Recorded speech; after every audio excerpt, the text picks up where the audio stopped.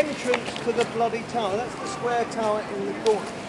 Moving to the right, the L-shaped building, that's the Queen's House. Stands on the side of a much older building that served as a lieutenant's lodging.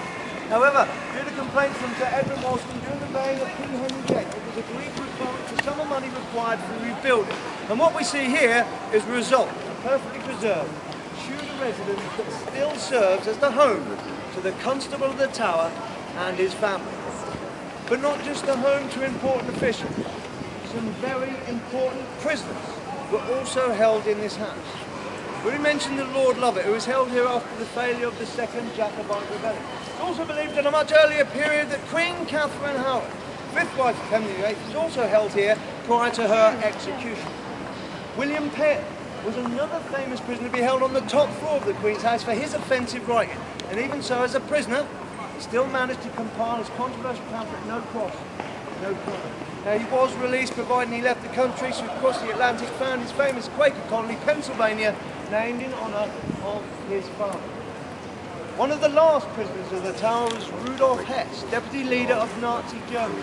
He was held on the first floor of the Queen's House for 3 days in May 1941. He was then taken deeper into the country for his own protection until the end of the war, when he was taken over to Berlin, Spandau prison, where he was to see out the rest of his days.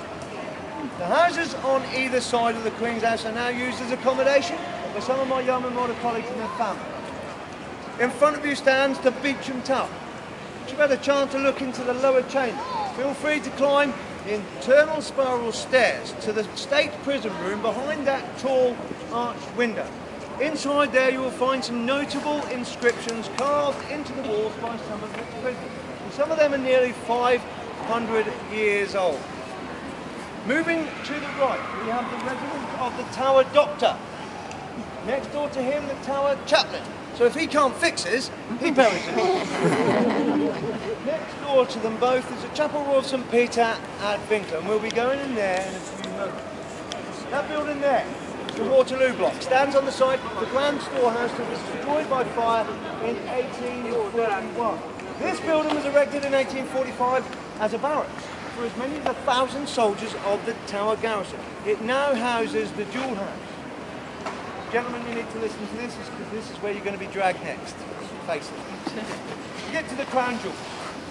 You have to go down the side of the building. Halfway down you will see a very large arched doorway underneath that very large clock. So from out the chapel all the way down, halfway down, turn left through the arched doorway underneath that large clock. Gentlemen, you got it? Where you going? That's where you go. The other end of the square, you'll see the headquarters of the Royal Regiment of Fusiliers. That's an old infantry regiment that was formed here at the Tower in 1685. That now houses a regimental museum, and you are more than welcome to visit that museum.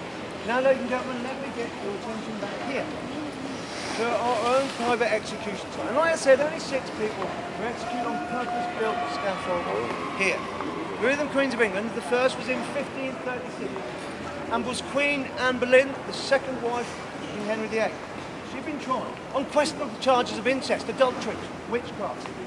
Her execution was not by the axe, which she feared greatly, but was in the French manner of the two-handed sword.